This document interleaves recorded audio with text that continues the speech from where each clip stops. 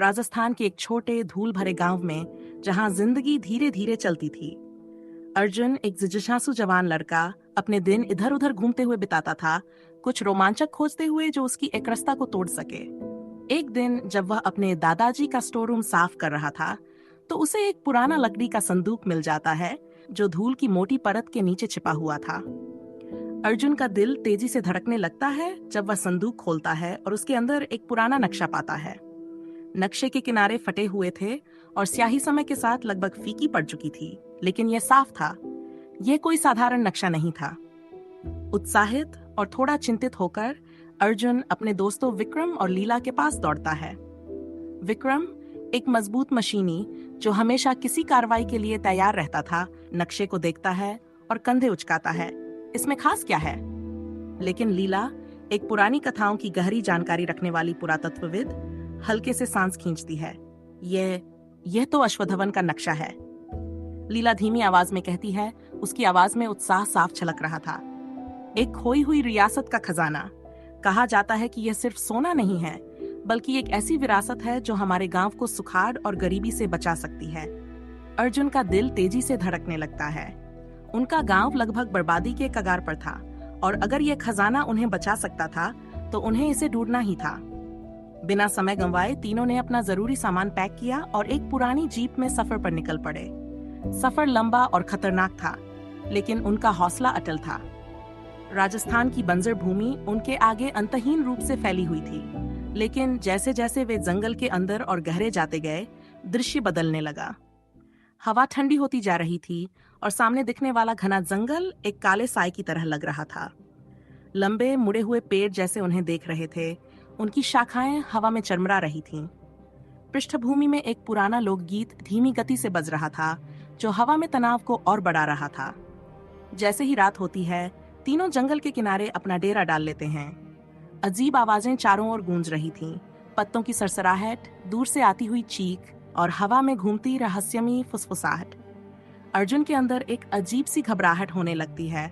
मुझे इस जगह से अजीब सी फीलिंग आ रही है, अर्जुन ने धीरे से कहा, अंधेरे में पेड़ों की ओर देखते हुए, जैसे कोई हमें देख रहा हो। विक्रम हंसते हुए बोलता है, तुम कुछ ज्यादा सोच रहे हो अर्जुन, यह बस जंगल है। लेकिन लीला को यकीन नहीं था। उसने पुरानी कहानियां पढ़ी थीं। अश्वत्थामा के रास्ते की रक्षा करने वाले प्राचीन रक्षक सिर्फ कहानियां ही नहीं थीं। अचानक जंगल के अंधेरे में एक धीमी गर्जना गूंजती है। चमकती हुई आंखें पेड़ों के पीछे से उन्हें देख रही थीं। डर के मारे तीनों अपना सामान जल्दी से पैक करते हैं और वहां से निकल जाते हैं, मुश्किल से बचते हुए एक विशाल छायादार जानवर से, जिसके बारे में उन्होंने पुरानी कहानियों में सुना था। जैसे ही वे वहां से निकलते हैं, अर्जुन के हाथ में जो नक्शा था, वह चांदनी में हल्का चमकता है, उन्हें आगे का रास्ता दिखाते हुए। उनका सफर उन्हें अरावली के पहाड़ों तक ले जाता है, जहां घने जंगल के भीतर एक प्राचीन मंदिर छिपा हुआ था। मंदिर टूट रहा था, आधा जंगल के नीचे दब गया था, लेकिन उसकी शान अब भी बरकरार थी। अर्जुन, विक्रम और लीला विस्मय में दीवारों पर बनी जटिल नक्काशी देखते हैं। कहानियां, रहस्यमयी प्रतीक और एक राजा की कहानी जो अपना खजाना दुश्मनों से बचाने के लिए छिपा गया था। लीला नक्काशी के पास जाती है, उसके हाथ उन पर चल जाते हैं। यह सिर्फ एक मंदिर नहीं है, यह एक द्वार है, वह धीरे से कहती है। एक द्वार जो जालों से भरा है, खजाने की रक्षा के लिए। तीनों अंदर सावधानी से प्रवेश करते हैं, दीवार पर लिखे संकेतों को ध्यान से देखते हुए। उन्हें एक के बाद एक पहेलियां हल करनी पड़ती हैं, लेकिन हर गलत जवाब एक जानलेवा जाल को सक्रिय कर देता है। झूलती हुई तलवारें, गिरती हुई फर्श और छिपी दीवारों से निकलते तीर। ये क्या पहेलियां हैं? विक्रम निराश होकर चिल्लाता है जब वे एक और जाल से बचते हैं। एक गलती और हम खत्म। लेकिन अर्जुन शांत रहता है, उसका दिमाग केंद्रित होता है। एक एक करके वह पहेलियां हल करता है, अपनी पहेलियों की समझ के कारण। आखिरी पहेली थोड़ी अलग थी। वह पूछती है, खजाने का हकदार कौन है? अर्जुन रुककर सोचता है। जवाब ताकत या चतुराई का नहीं था, यह दिल की सच्चाई का था। जो अपने लिए नहीं, दूसरों के लिए चाहता है, वह धीरे से जवाब देता है। दरवाजा धीरे से खुल जाता है। दरवाजे के आगे एक और रास्ता था, जिसमें रहस्यमयी परीक्षाएं थीं, जो एक के बाद एक और मुश्किल होती जा रही थीं। पहली परीक्षा शारीरिक थी। एक गिरती हुई पुल जो एक गहरे कुएं के ऊपर लटकी हुई थी। विक्रम की ताकत के कारण वह उनका सामान उठाकर पार कर लेता है, लेकिन अर्जुन और लीला को अपनी तेज सोच का उपयोग करना पड़ता है गिरते रास्ते को पार करने के लिए। अगला कमरा भ्रमों से भरा था। उन्हें उनके प्रियजनों की तस्वीरें दिखाई देती हैं, जो उन्हें उनके सबसे बड़े सपनों और इच्छाओं का लालच देती हैं, धन, शक्ति, खुशी। कमरे में एक आवाज गूंजती है जो उन्हें सपनों की एक आदर्श जिंदगी का लालच देती है। अर्जुन का संकल्प एक पल के लिए लड़खड़ाता है, लेकिन फिर उसे याद आता है कि वे क्यों आए थे। हम यहाँ अपने लिए नहीं आए, वह चिल्लाता है, हम अपने गांव को बचाने आए हैं। जैसे ही उसने यहाँ भ्रम टूट जाते हैं और कमरा अपनी ठंडी या खाली स्थिति में वापस आ जाता है।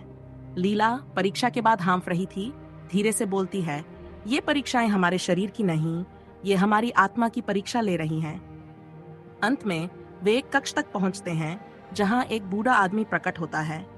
वह आदमी दोनों वास्तविक और दूसरी दुनिया का लगता था, शायद खजाने का संरक्षक। उसकी आवाज हॉल में गूंजती है, गहरी और जानकार। यह खजाना सिर्फ उन्हीं का हो सकता है जो इसके असली मायने समझते हैं, वह कहता है। तीनों एक विशाल भूमिगत कक्ष में प्रवेश करते हैं जो नरम सुनहरी रोशनी से रोशन हो रहा था। सोने के पहाड़, प्राचीन अवशेष और रत्न चारों ओर चमक रहे थे, लेकिन बीच में एक साधारण पत्थर के मंच पर एक विनम्र संदूक था। वृद्ध आदमी की आवाज पूरे कक्ष में गूंजती है, जो केवल धन की तलाश में है, उन्हें केवल अपनी बर्बादी मिलेगी, लेकिन जो दूसरों की रक्षा, संरक्षण और उन्नति चाहते हैं, वे सबसे बड़ा खजाना पाएंगे। अर्जुन, विक्रम और लीला एक दूसरे की ओर देखते हैं। उन्हें समझ आ जाता है, यह खजाना धन का नहीं था, यह जान, समझ और एक खोई हुई रियासत की विरासत का था। वे संदूक को खोलते हैं और अंदर प्राचीन ग्रंथ पाते हैं जो सदियों पहले खो चुके जल संरक्षण और कृषि की तकनीकों से भरे थे। यह खजाना धन से कहीं अधिक मूल्यवान था। अर्जुन, विक्रम और लीला ने केवल इन जान के खजानों को साथ लिया, जबकि सोने और रत्नों को वहीं छोड़ दिया। जैसे ही वे कक्ष से बाहर निकलने लगे, पूरा खजाना कक्ष ढहने लगा और हमेशा के लिए बंद हो गया।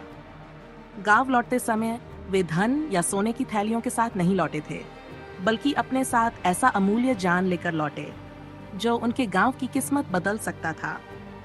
उन्होंने गांव वालों को जल संरक्षण और कृषि की उन प्राचीन तकनीकों के बारे में सिखाया जो समय की धारा में कहीं खो गई थी।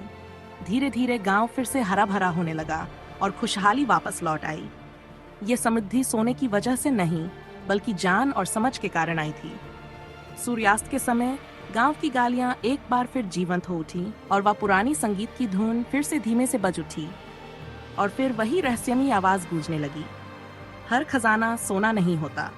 कुछ खजाने हमें वह रोशनी दिखाते हैं जो हमारे दिलों के अंदर छुपी होती है। इस तरह समाप्त हुई अर्जुन, विक्रम और लीला की अश्वत्थवन के खोए खजाने की खोज की यात्रा। एक ऐसी यात्रा जिसने साबित किया कि सबसे महान खजाने सोने से नहीं, बल्कि जान और दिल से मिलते हैं।